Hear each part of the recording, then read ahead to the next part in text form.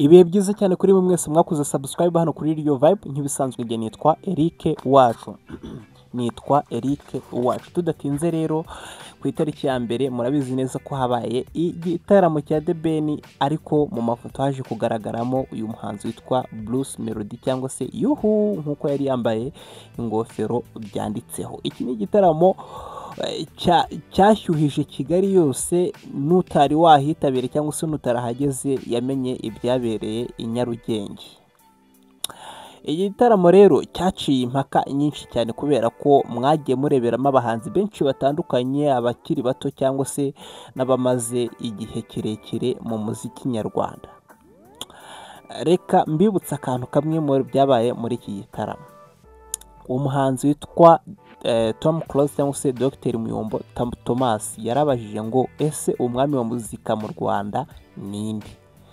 Mu gusubiza ntago bigeze basubiza ngo ni Bruce Melody, kubera ko impaka zariciye muri iki gitaramo, kubera ko byagaragaye ko Bruce Melody nawe yari yitabiriye cyangwa se yari yaje kureba umwami cyangwa se who is king. Iki gitaramo rero icyo nshaka kugarukaho ni uko iki gitaramo cyaciye impaka cyangwa se cyakuyeho amazimwe cyangwa se cyakuyeho amagambo yavugwaga n'abantu benshi batandukanye. Saga zavugwaga ngo Bruce Melody ni umwami wa muzika mu Rwanda, abandi bati The Ben nta muntu uzigera muhigika, nta n'uzamukuraho ku muziki w'u Rwanda. Ntabwo turi bubitindeho rero, kubera ko ari byinshi mwaboneye muri iki gitaramo. Gusa iki gitaramo nk'uko nabibabwiye, Bruce Melody na timu ye yose na boss we Coach Gael bari bitabiriye baje kureba umwami uwo ari we aho bari bicaye. Icyo turi butindeho cyangwa se icyo turi bugarukeho ni ifoto ya Bruce Melody, kuko byagaragaye ko Bruce Melody nyuma y'igitaramo cyangwa se nyuma y'ibyabaye byose muri iryo joro, Bruce Melody yaje kwegera uwo bita Coach Gael. Ibyo ni ibivugwa, yaje kwegera uwo bita Coach Gael amusaba ko iki kintu kigiye gukurikiraho icyabaho. Dore ni iki ngiki yabwiye Coach Gael ati, urabona ko umwami nitabiriye ubukwe cyangwa se naje mu birori by'ibwami, ariko rero nanjye reka nkureho urujijo. Umwami namubonye, namenye uwo ari we, ni Bruce cyangwa se ni Tiger cyangwa se ni The Ben. Ati ariko se nta kuntu naza gucyura ifoto cyangwa se ni gute naza gucyura ifoto ku buryo nanjye nzayimanika nk'uko abafana bose buri wese yacyuye urwibutso. Nuko Coach Gael mu kinyabupfura cyinshi cyane yaje kwegera uwo bita The Ben. Igitaramo gisojwe yaje kumwegera amusaba ko umuhungu we yakifotozanya nawe. Ibyo byose ni ibyabaye. Iyo urebye kuri iyi foto wowe ubona ari nde wishimiye kuba yakifotozanya n'undi? Nicyo nashakaga kubereka. Iyo urebye kuri iyi foto ntubona ko Bruce Melody yishimiye kwifotozanya na The Ben?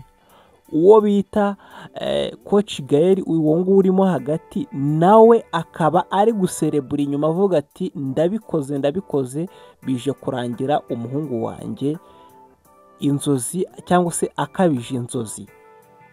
Ibi ngibi bigaragaza ko uwo bita Bruce Melody yakabije inzozi zo kwifotozanya n'umwami wa muzika. Mu bahanga mu bijyanye no kwiga amafoto cyangwa se kureba amafoto neza, murahita mubona neza ko Bruce Melody abantu mwe rero bafana bacu cyangwa se bakunzi ba Radio Vibe, ibi bintu byo gufana bizatuma twebwe duhitana cyangwa se twicana hafi no kumerana nabi cyane.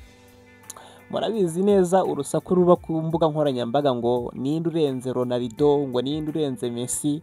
Ibyo bintu nabyo ndabizi neza ko nubwo njye ndi umufana wa Ronaldo, ariko ndabizi neza ko kari akantu Messi yatambitsemo ko gutwara igikombe cy'isi kahise katurangiza. Ubu dusigariye ku bitego 900 biri gukomeza byiyongera. Naha rero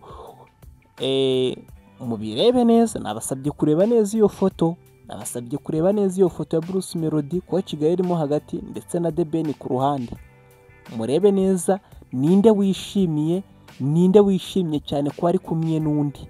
Uwa mbere ni Bruce Melody aranezerewe cyane, uwa kabiri nk'uko nabivuze Coach Gael amaze gutsinda igitego, ahuje umwana we ndetse n'umwami.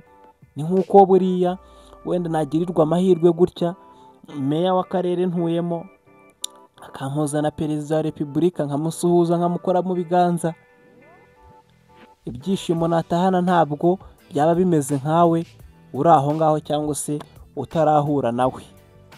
Bityo rero uyu mwaka w'2025 nk'uko The Ben yabigarutseho yavuze ati ni umwaka wo gushyira hamwe, ni umwaka wo gukorera hamwe, ni umwaka wo guteza imbere umuzika nyarwanda. Reka nk'abafana rero reka dutegereze ko The Ben yazaremera uyu muhungu wacu Bruce Melody, akamuremera tukareba ko byibuze yamukubita ya featuring cyangwa se ya ndirimbo Bruce Melody ahora avuga ko The Ben yamwimye indirimbo, yamwimye ko bakora n'indirimbo. Reka twizere neza ko uyu mwaka uzakemura ibyo byose kandi ko umwami ntacyo yakwima iyo wagize amahirwe yo kumwegera cyangwa se yo kumusaba. Reka tubitege amaso. Hano ni kuri Iryo Vibe nk'ibisanzwe, nkitwa Eric Uwacu. Imana ikomeze ibarindane n'imiryango yanyu mwese kandi bahereza ibyo mwifuza mutari mwarabonye imyaka yagiye itambuka.